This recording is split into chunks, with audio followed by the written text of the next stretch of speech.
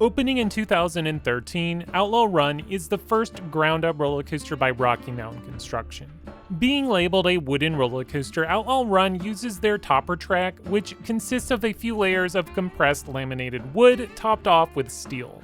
Some, including myself, argue that these topper track coasters aren't true wooden coasters, but should be classified as hybrid roller coasters. Of course, this is all semantics, so let's get back to the actual ride. Looking over the ride stats, Outlaw Run stands 107 feet with a 162-foot drop. There is a total of 2,937 feet of track, reaching a max speed of 68 miles per hour. Outlaw Run is considered to be the first modern wooden roller coaster with inversions, which this attraction features a total of 3.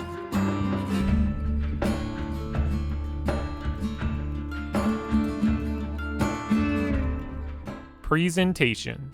Outlaw Run is tucked away in the very back of the park. It's located down a dead-end pathway that is somewhat hidden. When you approach the roller coaster, the only thing that is visible will be the station, queue, and the top of the lift hill.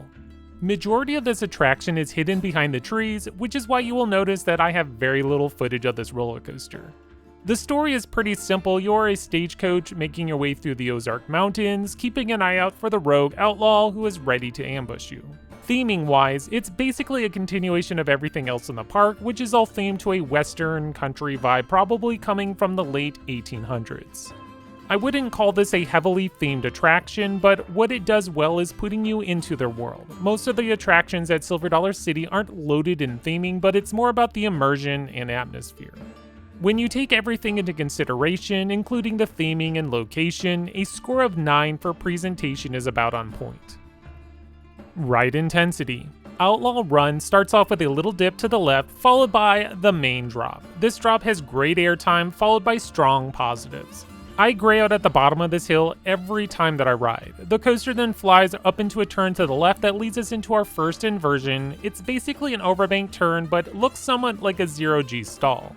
Without missing a beat, the coaster dives down into a low to the ground turnaround that pops right up into a twisted airtime hill. The coaster then travels into a speed hill, followed by a wave turn that dives right through the structure of the lift hill.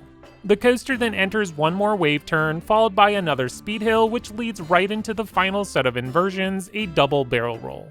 This final element is such a cool way to close out the ride. The first roll has a little bit more force to it, but the second roll has a lot more hang time.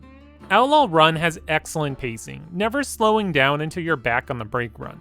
In some ways, it reminds me of Lightning Rod, how the ride continues to get faster and faster up until the end of the ride. These two coasters also feature topper track, though Lightning Rod has replaced a good portion of the track with traditional iBox steel.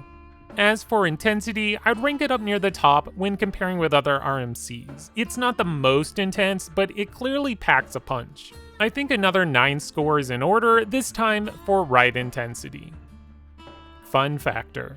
If there is one aspect that RMC always brings home, it's fun factor. They know how to make a fun ride. Outlaw Run has a lot of great moments, making it tough to pinpoint my favorite part. I think the barrel roll is the best part of the ride, but those airtime hills and wave turns are really great too. Airtime lovers should be left satisfied, as Outlaw Run has a lot of great pops of ejector airtime. Some of those twisted airtime hills also have some laterals to go along with it too. The only thing that's holding me back from giving this a perfect score has to be the roughness. I'll dive into more detail once we get to that topic, but know that this coaster would benefit from major retrack possible iBox conversion. Fun factor gets a score of 9. Originality. As I said at the beginning of this video, Outlaw Run features topper track, and this was the first roller coaster to utilize this track type. This is also RMC's second project, so with that said, a lot of these elements were first experienced on this roller coaster. Even still, I feel like the layout stands apart from some of their other projects. The way this coaster whips through the layout, flying through the forest, makes this feel original. Even for me, this was like my 8th RMC, I think. Bottom line, this is a great layout full of creativity. That weird overbanked inversion near the beginning of the ride is so fast, quirky looking, strong G-forces, Originality gets a perfect 10 rating. Ride smoothness. I already hinted earlier that Outlaw Run is not a smooth ride, and well, it's not. Unfortunately, there are those quote-unquote potholes that are scattered throughout the ride. The worst part has to be after the first drop. If you aren't ready for it, it can be pretty jarring. Basically, whenever the roller coaster is at the bottom of an element, expect a pothole. After my first ride, as much as I love the ride elements and forces, the roughness was questioning if I wanted to ride it again. Well, obviously I took a few more laps, but yeah, it all depends on where you are seated, but it can get pretty rough in spots. Unlike a traditional wooden coaster, when it's rough, the ride likes to jackhammer you. Roller coasters like Outlaw Run, and I'll even throw El Toro into the mix, don't jackhammer you, but have these bad potholes. Personally, I hope that the park decides to give this attraction a lightning rod treatment and replace some of the worst parts of the ride with iBox track. Ride Smoothness gets a score of 6. Okay, the final score comes to 8.6, which is considered to be a great score. If it wasn't for the rough patches, I would have Outlaw ranked a lot higher on my list, possibly breaking into my top 10 roller coasters.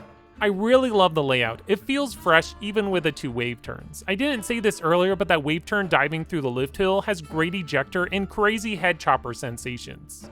The pacing is top notch. Outlaw Run has to be amongst the best pacing out there. The ride wastes no time nor extending the layout beyond what it can handle. My personal score, as it stands right now, I'm giving it an 8. Until the bad patches are fixed, I just can't justify a higher ranking. I may have ridden this coaster a few times, but during my second day visit, the coaster gave me a nasty headache after 1 ride. As I said, if you don't prep for those potholes, they'll do a number to you.